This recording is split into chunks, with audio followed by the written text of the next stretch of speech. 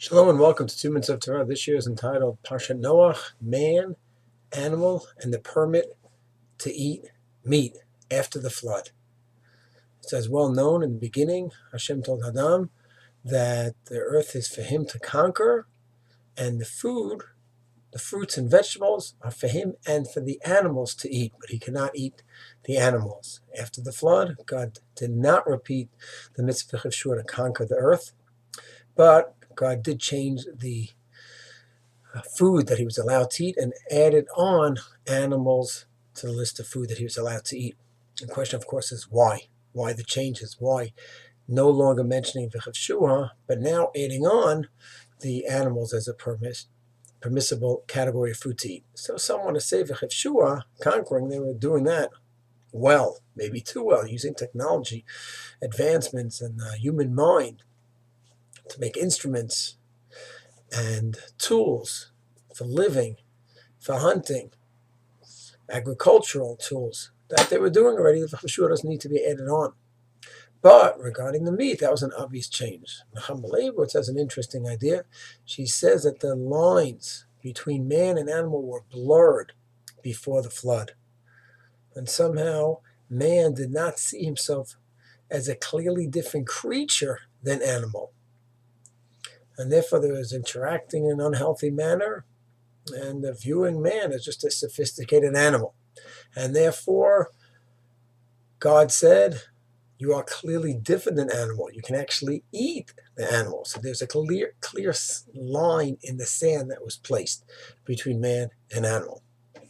It's a very interesting idea. One question I'd like to ask, you would think man always likes to look at himself in a haughty way, as a high-level being. Why would there be a Yetzer Hara for man to look at himself as some being that's closer to animals and not further away from animals? So first of all, unfortunately, if you look at a lot of mankind, sometimes many of us simply do act like sophisticated animals, where we just run after our instinctual desires, the aggressive desires, the appetitive desires, the sexual desires, and we just use our godly gift of the mind to run after the desires. So we're just a sophisticated animal. In terms of the aggressive desires, atrocitologists, those who study atrocities, estimate that in the 20th century, there were about 200 million human beings murdered, give or take a few million. So really, in certain ways, we are just sophisticated animals in terms of the way we act, tragically. We're just more efficient at following our aggression and our desires. But nevertheless, we certainly would like to believe that even if we do act that way at times, we are a special race, and we are different than animals. So why would anyone want to believe? Evolutionists and others look at us as sophisticated animals.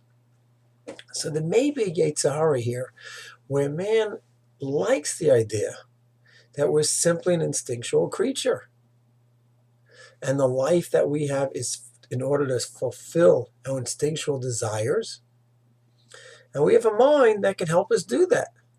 So we could build a car to get to places, build nice houses, and more sophisticated enjoyments than animals. But essentially, we're animals. So on the one hand, we'd lie there. You may think that the ego of man would like to believe that he's a higher level being. On the other hand, there's a Yetzer Hara to believe we're just animals. So therefore, God had to make it so clear, you are not an animal. You're a human being which has animalistic parts. But you're a human being with a soul, with a neshama, tselem Elokim, that can overcome the instinctual life and use the instinctual part of your life in the direction and the service of Hashem to reach a spiritual level. But your essence is spiritual, and everything else should be rallying around that part.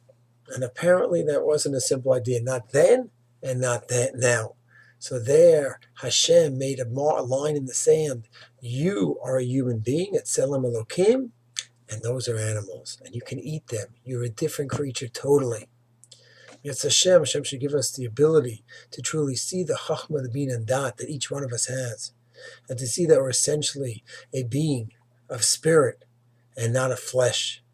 and use the desires and all that comes from the flesh to go ahead and develop our spiritual sides. Shalom.